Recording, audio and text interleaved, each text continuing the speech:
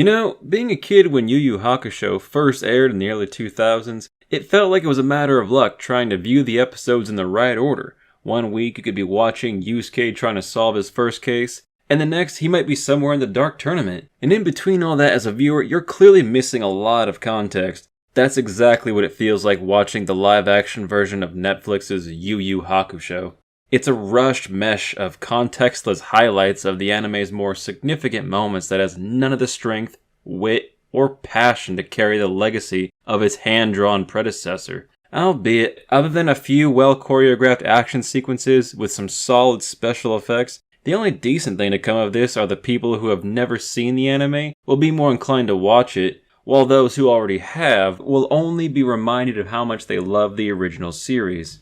I hate to offend any fans of the anime who enjoyed this, but I'm not pulling any punches here, so grab a seat and a poncho, because this is gonna be a bloodbath. Your movie's a flop.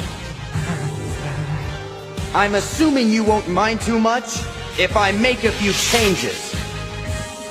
Netflix's Yu Yu Hakusho completely robs all the likability from pretty much every single character they were meant to represent.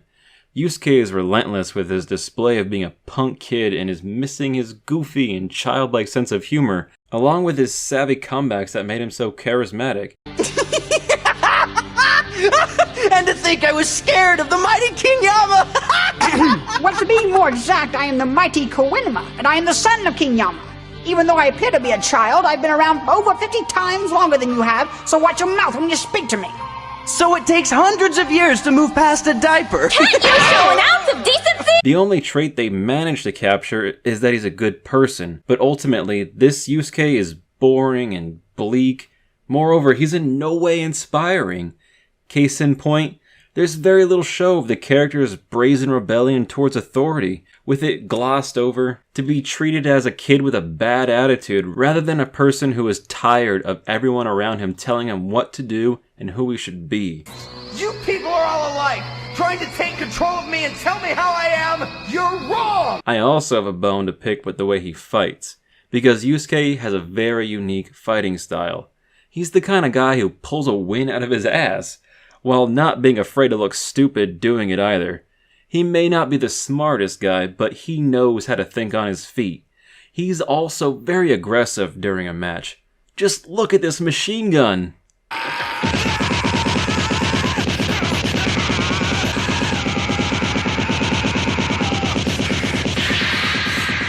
Where's the rage in this Yusuke? Where are the outbursts? I really don't see how they overlooked such a crucial detail for the main character. Then there's my man Kuwabara. Surely the show's most rousing character was given the love and attention needed. Right? Oh no! Oh no! No! They seriously couldn't depict the spirit sword with a more screen-accurate color? I don't care how petty it sounds. If they can represent Hiei's Dragon of the Darkness Flame so meticulously, then I fail to see why the same couldn't be done for Kuwabara. Not to mention how he obtained his powers must be one of the most simple-minded and unimaginative things to happen in this so-called adaptation. Which happens after Genkai basically tells him to go around back and keep hitting a large rock with a stick until the rock breaks. During this time, not Kuwabara starts to feel like such a loser for getting his ass kicked all the time that he's able to summon the spirit sword and cut the boulder in half. In sharp contrast to the anime, this was depressing. Whereas he originally gets his powers during Genkai's training, which involved a life or death fight in a pitch black room that forced him to use his other senses, and it was only from a broken piece of a sacred wooden sword dropped during the match that he was able to open the proper channels for a manifestation of his spirit energy when his life was at stake. Then he throws this fucker clean out of the ring! Fuck yeah! Oh man, this is another thing. Kuwabara has been replaced by a soggy, humorless punching bag with no kind of resourcefulness to his fighting. I've thought about what you said before, Tagoro. And you're right, I got no way of knowing where your vital organs are hiding, so I'll just pound everything all at once. When he'd ought to be the funny underdog you'll love to root for. Additionally, His friendship with Yusuke is so forced that it becomes hollow. They go from rivals to best friends in just a few minutes. So when not Kuwabara is killed by Toguro, I felt absolutely nothing. I just hate to see such a beloved character who is supposed to be a purveyor of manliness and honor, a teacher for chivalry. You're messy! How can you keep hitting a girl like that? I mean, you even hit her in the tatas! Now portrayed as a weak, bland, and shallow imitation that could only be considered an insult. As for Keiko, whose relationship with Yusuke is another bitter disappointment, as it had none of the playful charm that made them so adoring, nor does it attempt to recapture their long, intimate history together, which is meant to show how inseparable these two are, despite their differences. Keiko actually tells Yusuke to go die because he didn't want to explain the situation to his teachers over what happened with some bullies at his school. On top of this, Keiko has these uncharacteristic moments where she's like a fighter. She wrestles a security guard to the ground, nut punches Kuwabara thinking he'd be another guard, and later saves Yukina from a demon. I could see this coming from Botan or Kuwabara's sister, but she's nowhere to be seen, and neither is Keiko as far as I'm concerned. Aside from Keiko never hitting anybody with a closed fist, the character we are supposed to see is gentle, patient, understanding, someone that helps others to see Yusuke isn't someone to be afraid of, which is why she isn't afraid to smack him around for being a jerk. Is it just these pants, or did you really get a nice ass? Yusuke, you jerk! And altogether, this is missing. At no point do we see the unconventional yet beautiful nature of their relationship. Speaking of being seen, let's take a look at Botan. Bingo, bingo, you win the prize. You guessed it, the Grim Reaper herself has been completely misrepresented. Botan is meant to be Yusuke and his team's female version of Q. In the anime, she supplies them with gadgets and info pertaining to the spirit world. Botan is such a big help that she put her own personal safety at risk to save Yusuke's life during his first assignment as a spirit detective. But here, she doesn't do anything.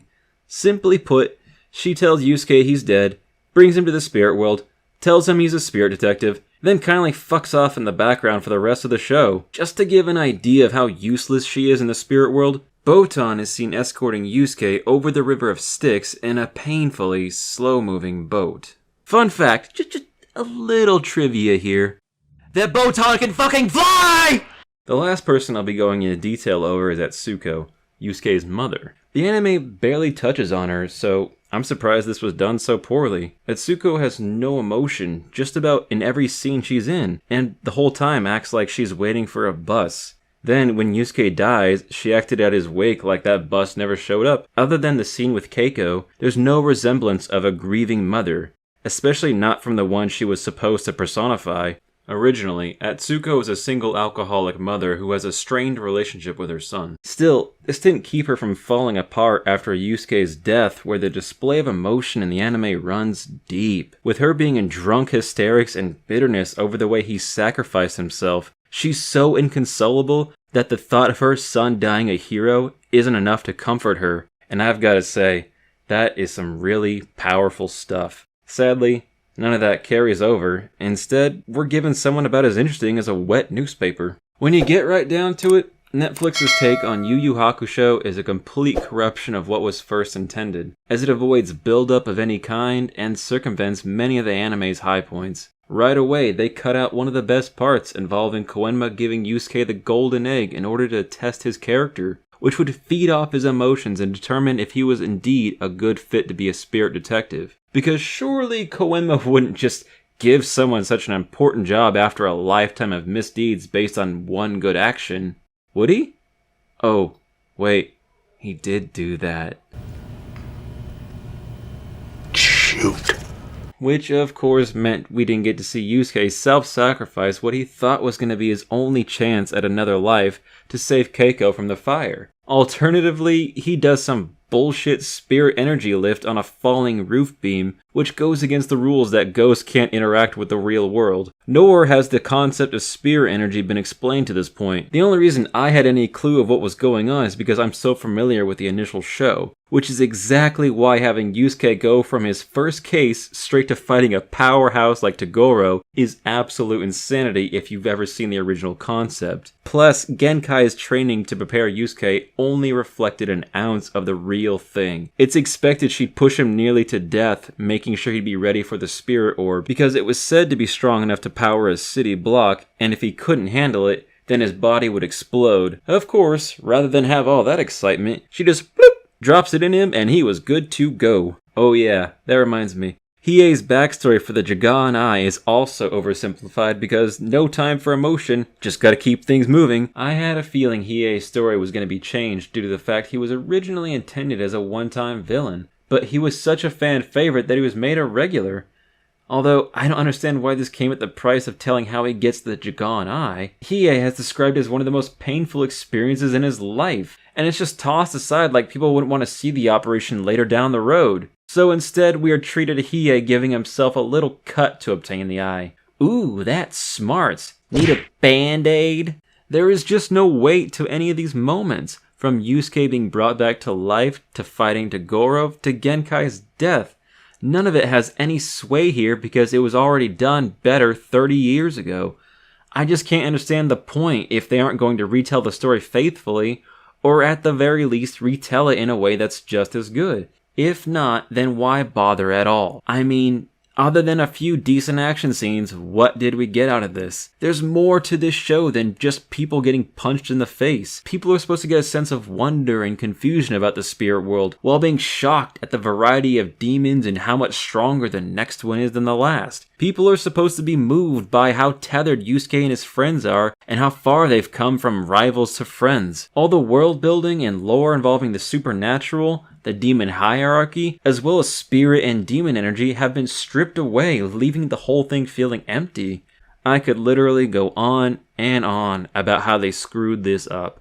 But I'm just gonna say, if you haven't seen the anime, then do yourselves a favor, drop any plans you have and just watch it.